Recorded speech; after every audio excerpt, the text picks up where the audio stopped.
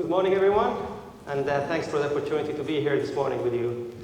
So I'm going to start talking about the future, where we're headed. So initially, if you look since the evolution of the modern human, 200,000 years ago approximately, until the year 1800, there was approximately 980 million people, so less than 1 billion.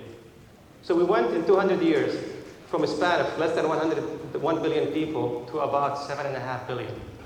Well, this trend is expected to keep increasing, reaching about 10 billion people by the year 2050. And if you notice, countries and continents in Europe, the birth rate is going down, ages have stabilized, but the African continent is expected to keep going, thus reaching these expected goals as highlighted by the UN and so on. So the thing is, we have a tremendous increase in population, but at the same time, we have an exponential increase in technology. These technologies eventually will have substantial impact on jobs and improving jobs and what's the impact of people and so on. So if you look at the curve here, we expect in the year 2035 or so that the computational power will be approximate in power to one human brain. And if we keep going through that trend and extrapolating, we expect by 2060s approximately to have a computer power equivalent of all humanity at the same time. And that trend will keep going on and on and on. So you can start imagining what are the implications of these computational powers and the reduction in cost and the accessibility that a lot of people will have to it in the job environment. If you look at the 2025 example, the robotic industry by itself is going to be approximately $70 billion in market. And obviously that's going to keep increasing as well because it's becoming more popular and everywhere. But the thing is, robotic by itself is not going to do much help. It's the combination and the coupling of robotics with the artificial intelligence is going to cause the big issues here. So initially, it's going to be a transition where more people are not going to be needed to do certain jobs. And we can see this, for example, at the mission control. We see a reduction in people as technology keeps enhancing. We have less and less people manning these panels and these consoles. Well, the same thing with the job environments. We're going to have the computational capabilities will be able to aid people, requiring much less personnel to be able to do these jobs. But eventually, with the advancements in artificial intelligence and robotics, people actually expect they're going to have tremendous paradigm shifts in the global economies and job market. And this is a very controversial topic, by the way, because people argue both ways. They say, well, with every technology, there's always increase in jobs, which is exactly no question, it's true. The question is job displacement from these artificial intelligence robotic technologies going to surpass the job creations? And a lot of experts will tell you that is going to be the case. We're talking about a complete paradigm shift. You know, something we've never seen before. Essentially, we're creating like a new species that will be almost competing with humans. So the thing is, we need to start looking at these trends and these technologies and start strategizing about the future. What is the future economy going to look like? What is the future job market? How can we start investing and seeing and strategizing about the future from today? If you look at the educational system, for example, compared to technology, if you look at the phone industry in the last 50 years, well, phones have become significant advancements since 50 years ago until now. But at the same time, if you look at education, if you look at the classroom, any classroom, and you look at the environment, it's not that much change, actually. It's a small classroom with a teacher teaching in front of you. Maybe we've added some complementary computer software, laptops, and so on. But the fundamentals remain the same. And I think in order to be able to adapt and move with the times, with this technological trends that are coming, we need to start with the educational system as well. Not only from personnel developing in the educational system, but also the research that we do. Sometimes we find that academia provides technologies, and then they look for a customer. And sometimes they have a lot of IP libraries that there's no use for it. So there should be a direct line of communication between academia, between industry. Make sure when new technology is being developed, there is a perfect customer for it, and they're going to create a new industry line. So at NASA, for example, we just retired the space shuttle a few years ago, and basically the intention was to build a space station, which is a big lab that's going to enable us to go forward in the future. There is a lot of things that we don't understand about microgravity, radiation, environment, and so on. So that is the perfect platform to be able to understand and be able to adapt and learn what are the implications of the human body and so on to be able to go to deep space. So after we did that, we moved the space shuttle, we retired it, we built a space station, and we developed this new segment into the economy of commercial space. So now we have a new commercial space companies that will be going and servicing the low Earth orbit and creating new economies and new jobs that are estimated to be in the billions of dollars. And for us, there's several goals: going to the moon, going to Mars. Yesterday, the budget for NASA was signed, and the mission was to send humans to Mars by the 2030s. And obviously, that's a long challenge and very difficult, so it's going to require a lot of innovation, a lot of creativity, a lot of partnerships with industries to make things happen. If you look at what NASA's and the government contribution, for example, in the space, in the airspace, and the aeronautics, early on, NASA helped significantly develop the aviation industry, the controllers, the flight controllers, the communications, the aeronautics itself, and then that became part of industry, and companies like Boeing, Lockheed, and so on capitalized on that. And the aviation industry is about $2.73 trillion in GDP right now. The same thing with the commercial global space economy. It's about $330 billion, and it's going to increase substantially. And by the way, commercial space doesn't mean only sending rockets. So it could be involved in communication, it could be involved in electronics. There is a lot of segments that are part of that commercial global industry as well. So what are the next game-changing technologies that we're seeing going to be taking place, in addition to what we said before? Big data, for example, and the Internet of Things are things that are starting to take a lot of headway in what we see every day. Now, big data by itself doesn't mean anything. Big data, we have to develop algorithms and be able to transfer the big data into meaningful information that we can benefit and gain insight, so it can help us in what we do every day. In terms of driverless cars are going to also cause a huge paradigm shift in the way we do everything. And if you just look at actually that's one of the roundtables we're going to be discussing this afternoon. But I'll just hit specifically on the job markets that might be impacted by the driverless cars. So on average, households have 2-3 cars. And with the development of driverless cars, it's expected to go significantly down. So the job market and the needs for cars will be substantially down because one car will be able to do the job of several ones. If you look at the insurance companies, we'll be able to insure less companies, so there will be some impact there. Oil and gas, it's a big portion of oil and gas revenues is from the enormous consumption we have in the automotive industry and transportation. That will be reduced as well. Maintenance industries, and so on and so on. Miniaturization is also having huge impacts in developing new markets, new economies. Look, for example, in 1956, just 5 megabytes, see how large that thing was. And right now, it's keep getting smaller, cheaper, and more accessible. Now the thing is, with this, is it's starting to create markets like the CubeSats, the macro CubeSats that we're launching into space. And before, launching satellites used to cost hundreds of millions of dollars. So it's too expensive, and they're supposed to last for decades or more.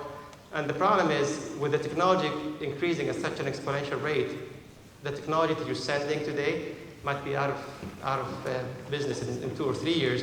So by developing these new CubeSats, typically they last much less, about maybe a year or less than that. But the thing is, they're so cheap, and you keep replenishing them with new ones that contain the latest state-of-the-art technology. So you're maintaining the best of the best as we go forward. And all of stuff, it's so many applications of miniaturization in medical field, in transportation, and oil and gas, in so many economies. Augmented reality and virtual reality is also starting to have a lot of impact. And in tourism, in medical. We use it, for example, in space station. We're looking into having astronauts wear specific goggles that when they're doing training, they need to do maintenance, everything is displayed on them, helping them, guiding them by ground control and so on. In the medical field, could be used also when doing surgeries, and some experts can be looking exactly at what you're looking at and give you guidance and advice. In terms of virtual reality, it's becoming so real, it's amazing. You can look, for example, at instead of going traveling and going to tourism, potentially in the future it will be going through a virtual reality environment and give you the same pleasures and meaning as going on vacation. It's definitely an area that's changing significantly and making a lot of impacts. Autonomous flying vehicles. Now, all these sectors that I'm talking about, we know they're going to be mainstream in the future. Now, the key is how do you develop services that align with these technologies and these new economies and sectors that are coming up? That's going to be the key, because 3D manufacturing, for example, it's impacting in every single thing that we do every day. For space, it doesn't make sense, for example, to go to Mars or go to a different planet and bring with you so many spares, parts, which is weight prohibitive and so on. So all we do is just upload the file, we print everything, and we're looking into even in situ resources from the planets we're working on. For example, if you go to Mars, we're trying to look into the regolith that we use from the sand of Mars as a feedstock for creating these 3D models and parts and so on.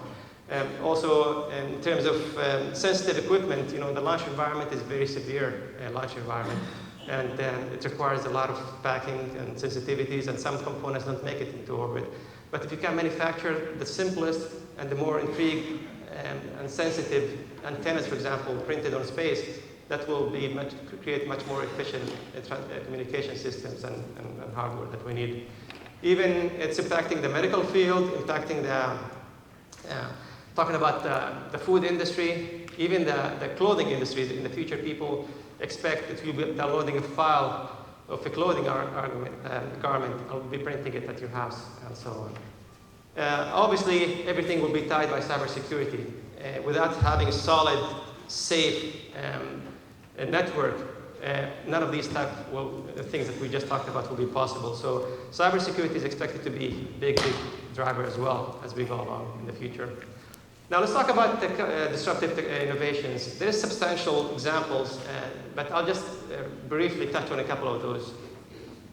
Zara, anybody familiar with Zara, the company Zara?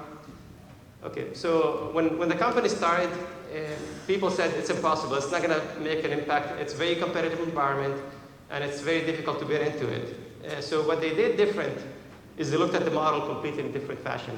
They created a sense of scarcity. And also, the time to market typically takes about a year from the time people start designing until actually it goes into the stores. It's about approximately roughly 1 year. With Zara, it takes about 2 weeks from the design until it reaches the shelves. Now, what they did special is, if you go to any store, the company manufactures very limited number of garments, and they send it to each of the stores. And whenever these things are finished, that's it, they don't manufacture anymore. But also something interesting that they do is, as you move forward and they're selling these garments, they collect feedback from the customers coming to buy these things. And they collect all these feedbacks and they send it to headquarters. So headquarters look at the feedback, and there's trends indicating that it's actually people have a need or are interested in specific styles. 2 weeks later, that specific thing will be in stores, and again, only limited quantity and so on. So it's becoming very successful. I think they have over 2,000 stores across the world right now. Same thing with Netflix. So Netflix is a perfect example of changing the model as you're evolving in technology. So they came at the perfect time when there was actually a need in the market. There was a problem with the fees, with the Blockbuster and Hollywood Video. People were getting sick of paying so much late fees, but they couldn't do much until the DVDs came in, and then we were able to ship them at a much less cost and much efficient networks. So they developed an efficient way of sending DVDs that takes much less time and reaching customers. And they developed also a subscription model. As opposed to paying one by one, you pay monthly, and you have a subscription model. Obviously, they went and tried to sell themselves to Blockbuster, and they didn't see the vision, and we all know what happens to Blockbuster. But the thing is, they didn't stop there. So with innovation, you can't stop. If you stop, somebody else will come and take over your place. You have to keep advancing, even if you're successful. So what they did after that, after the technology became sufficiently advanced, and the streaming technology was capable of achieving what these people's goals were, so we started creating the streaming industry, and they were leading at it. Very small fee, amazing content, and becoming very successful. But again, they weren't satisfied. The market is always changing. So what they did now they went from a video store to content producer. And as a matter of fact, I think they even won an Oscar for some of the productions that they have. So that tells you that to be successful, you need to keep adapting and changing. Even if you're doing good, you always need to be looking forward. Look at the smartphones, how many industries it has disturbed. Who carries GPS in the car anymore? You can GPS, camera, radio, music, the gaming industries, and so on, medical applications. It's just one single technology can disrupt so many industries. And the key is to keep looking up and seeing what's going on.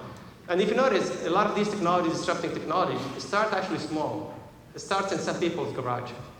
So the key is companies, big companies, should actually be aware what's being presented in the market and have engagement with venture capitalists, because venture capitalists typically know a lot of what's going on because people approach them to get the funds. So it helps a lot if there's engagement, big corporation, to see what's going on, what technologies, what's the potential to create new economies or disrupt the specific industry that's currently available. And that will be very, very helpful. Now, in terms of creativity, people think, are people created, are born creative, or is it something that you learn? And I can tell you it's probably both. It's not obviously some people are more creative than others, but also creativity and innovation is something you learn by taking classes, by engaging and working with people that are creative and innovative, and it makes a substantial difference. It made, in my case, it improved the way of creativity by taking some classes and certificates and so on. So definitely it's something that people can augment and become significantly more creative at what they do. Let me give you a couple of examples of how thinking out of the box can solve problems. There is a city that we're having a lot of problems with posters by bands and performances and so on. And they tried finding them and did so many things, and none of that stuff worked. So eventually somebody from the city said, what if we go to these posters and we put a stamp saying that the concert has been canceled or date change? And they started the program along these lines, and eventually it had so much impact that the problem almost became reduced. So it solved the problem by just creating this very simple thing like that. Speeding ticket is a small city in Europe actually created a new speeding program. They were having a lot of issues with speeding cars in a small neighborhood. So what they did is they created new ideas that they said, okay, let's reward the people that don't speed and penalize the people that speed. So what they did is they created a program where 70% of the profits from the speeding tickets go to the city and 30% goes to the people that did not speed. So the speeding cameras captured all the plates from all the cars, and whoever went speeding, they put in a pool and they got some revenue from all the collection that we're getting. And guess what? That was substantially solved the problem by doing something very small. I'm very creative by doing that stuff here. Let's switch gears to biomimicry and innovation. So there is a lot of innovation that's actually being derived from nature. And I can tell you hundreds of examples, but I'm just going to touch on two small ones. So during a trip to Japan a few years ago, I went to a lotus farm. And I noticed that the water never sticks to the leaves. It's always, keep going back and forth. And I was talking to a professor there that went with me on that trip, and they said, actually they're working on understanding the structure of these leaves and transporting the technology into the leads of the yogurt cans.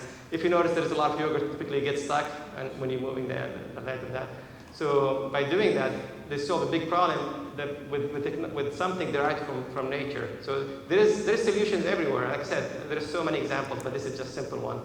Also, if you look at some of the wind turbines, underwater ocean turbines, they notice that some whales, they have the fins are ridged like the shape like I'm showing here in the monitor.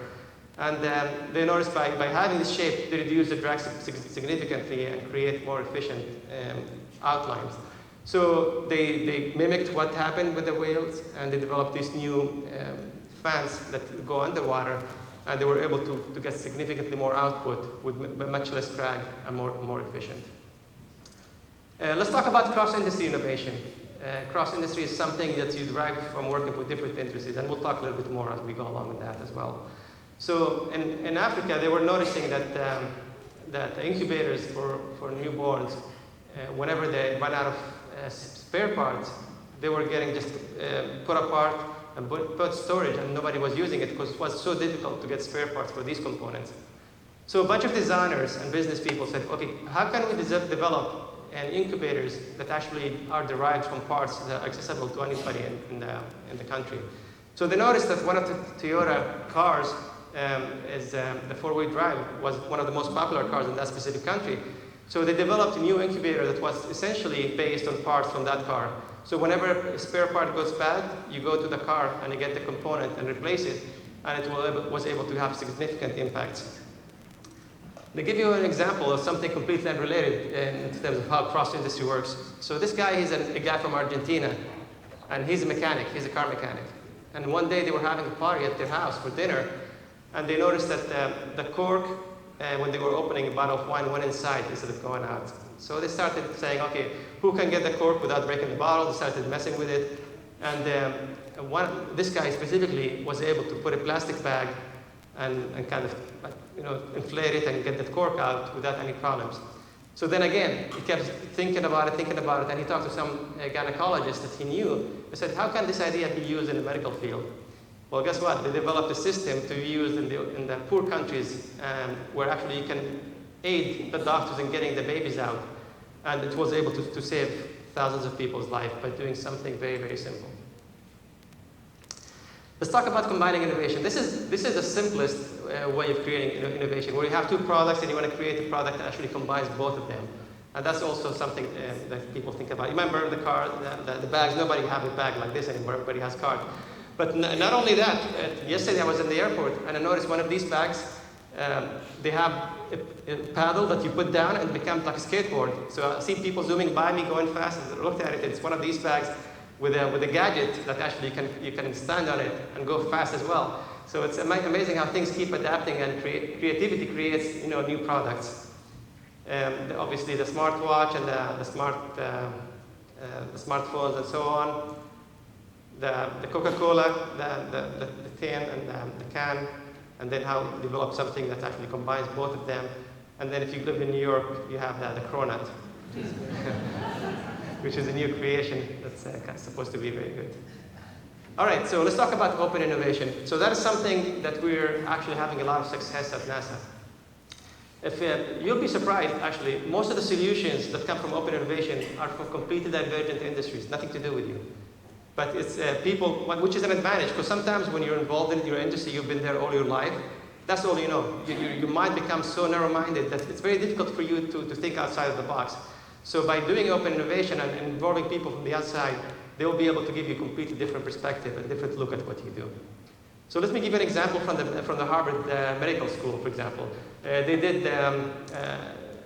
tried to solve a megablast algorithm for nucleotide sequence alignment. So they spent about several years, and it cost them about $2 million to do the sequencing. So that resulted in about 72% accuracy, and it took about 4.3 hours to solve. So then they said, okay, how can we improve that? So they hired 2 postdocs for 1 year. They paid about $120,000, and they were successful. They were able to reduce it to 77%, improve the accuracy to 77%, and reduce the amount of time to 47 minutes.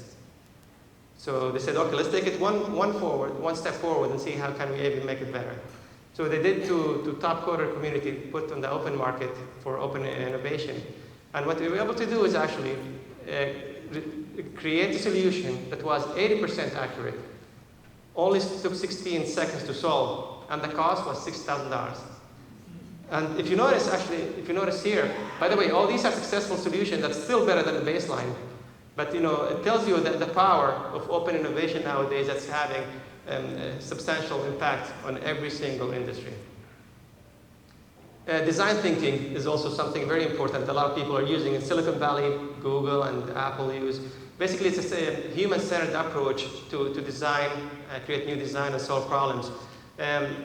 Engineers typically and designers, when they come up with a new solution or a new idea, it's what they think it's going to be working for the customers. So what design thinking is, it puts significant emphasis on the customer itself.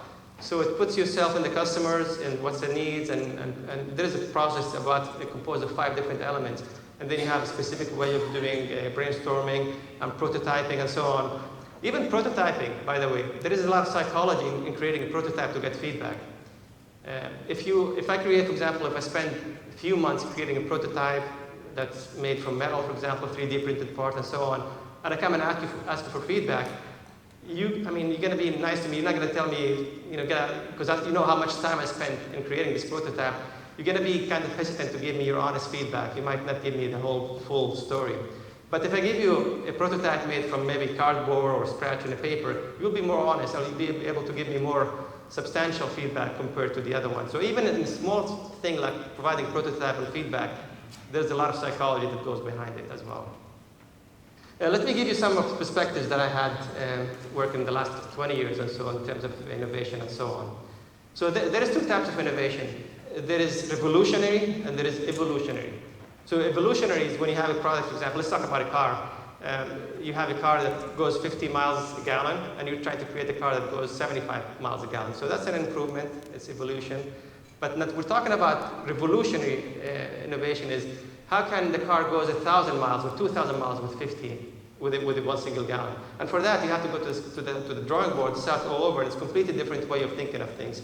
And we call that also moonshot thinking, which is from the Apollo program. When we launched the Apollo program, it was thought as impossible, but eventually it happened, and that's kind of the thing that aligned with innovation. When it comes to innovation, innovation is very risky. Ideas are there, but I think if you talk to most people doing innovation, most innovation departments, they'll tell you about 95% of the ideas fail. But they also tell you about 2 to 3% that are successful, they have a game-changing implications on the industry that they have. And it's very, very helpful. And that is why you keep seeing people investing heavily in innovation, even though it's very high failure rate, the success will have huge impacts in making them successful. If you look at the employees in general, so you'll find farmers and you'll find hunters. So farmers are people that just want to do their own job, want to work from 8 to 5. They don't want to outreach, go outside of the box, just keep doing what they're doing. And you see that the hunters are very difficult to restrain. They're always going outside, coming up with ideas, but they never close the deal. They never finish it up. So what you need to do is create a balance between the hunters and the farmers. And by doing that, you'll have a good system going on, flowing. Not only are you creating new ideas, you're bringing new perspectives from the outside, but you have people that will take it and follow up into productive means. When we see that also actually all the time in meetings, when we're having discussions and products, you have to, when you're talking to teams, you have to make sure that people feel it's everybody's idea. It's not your idea and people are working on your idea. If you do that, you're not going to have all the passion that people are going to give you because of that. So you have to make people feel that this is a collective idea all of us are working on as a team to make that thing happen. And that will have substantial impact in what we're trying to do. In ideation, like we said, so the key is creating a multidisciplinary team, different cultures, different teams, different ages, different backgrounds, different disciplines. And also, when you do that, I mean, you'll be amazed at the solutions and that you'll be able to get out of that. But also when you get answers, when people start brainstorming, the key with brainstorming ideas is to create quantity versus quality. Don't judge it initially. If people are coming up with new ideas and you keep shutting them down, they will stop contributing and they will retreat. And also you have to make sure that you keep doing yes and. I like your idea and we can do that. They said, I like it, but what about this, what about that? So the yes and is very, very essential in creating the flow of ideas into the ideation. We hear failure is not an option a lot, and people use it as a motto, but in fact, actually failure is an option, and failure is actually encouraged. It's very, very important that you fail to understand what you're working on. Now, there's a difference between failing in an environment in a lab and when having people, for example, on space shuttle or rocket going to space, failing, that's completely unacceptable. That is not an option.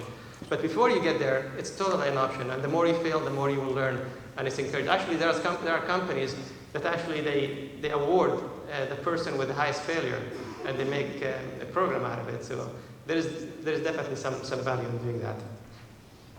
We hear sometimes if it ain't broke, don't fix it, and that is probably one of the biggest killers to innovation. We run every single day with that. And if that was the case, then we'll still be riding horses to work. Horses, was nothing wrong with them. We'll be doing that. And the key is keep going. Like I said, no matter what you do, there's always going to be a better way to do it, more efficient. It's going to be cheaper. It's going to be more accessible. And you need to keep moving forward. And that is unfortunately not an easy thing to do, because people are set in their minds sometimes, and they've been doing it for decades or so, and it will be very, very difficult to shift. It's not impossible. It takes an effort, but definitely it's something to look into. So benchmarking outside of the industry, in the last few years, we looked at, okay, what are the gaps, what challenges that we need to do the next phase of deep space exploration. So what we did is we looked at these gaps and saw what industries outside of the aerospace have similar needs, similar technology challenges like us. So we reached, for example, to the oil and gas industry. Oil and gas work in remote environment, extreme environments, sometimes difficult to get to. It's very safety conscious industry. And by working with them, we're able to develop so many synergistic projects between both of us that were very successful. So we used less resources, we got new ideas, and we were able to do it in much, much faster time. So there is substantial benefit. I'll talk one more chart about how to do that as well. Taking risk is also important, but you have to be measured risk. Don't be careless when you do risk. Because without risk, you're not going to go anywhere. If you're going to create a space system that's going to go to space with zero risk, you're not going to go anywhere. You're going to be on ground. You're always going to take risk, but the thing is you try to minimize it as much as possible within reason. One time they asked the CEO of BMW, why did he decide to invest in electric cars? And he said, is because doing nothing is the biggest risk. People actually will go into this market, and if we don't get into it right now, we'll be left behind. I talked to an executive from Toyota a few months ago at a conference we had this summer, and that was a very interesting quote that he said. He said, if executives say this will be success, it will probably fail. If the majority disagree, that's a good sign. And he was referring to the Prius.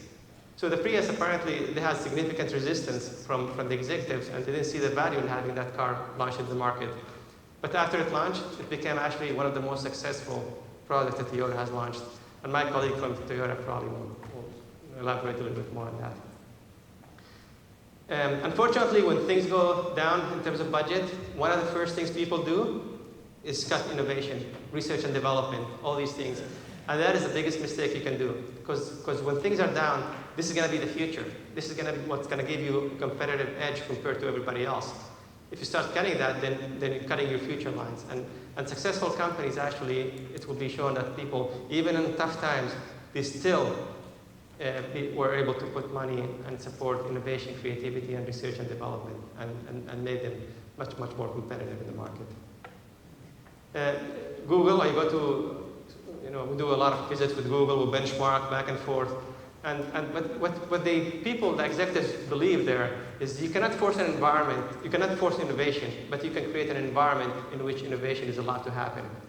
And everything, since you walk to the door at any of the buildings at Google, everything is designed in such a way, the buildings, the way people interact with each other, the governance models, everything is designed in such a way that encourages creativity and innovation. You become creative just by going there, by seeing that environment.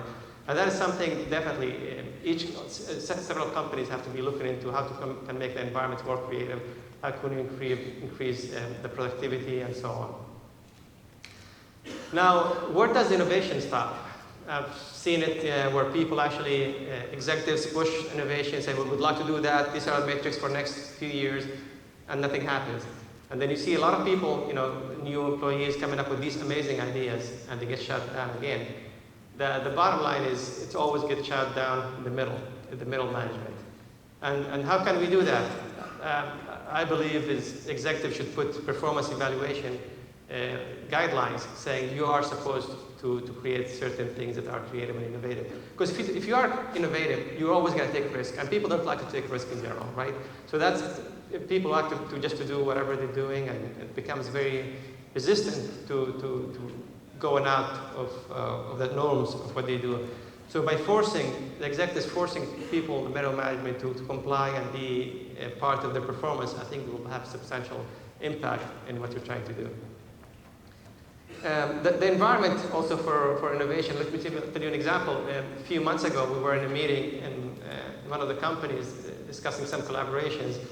And the meeting itself, it was kind of cold, we weren't going anywhere, it was very boring. But suddenly we went outside to take a break, and it's one of these companies that they have their own kitchens, cappuccino machines, it's one of these, again, creative environments. And we went there, and I can tell you it was 100% different conversation. It became totally different. We started coming up with ideas, started flowing, what about this, what about that, why didn't we do this? I said, man, it's like, what a difference from just 15 minutes ago to here. And that tells you the impact of the environment where you're having on the discussion that you're doing, on creating new ideas and being creative.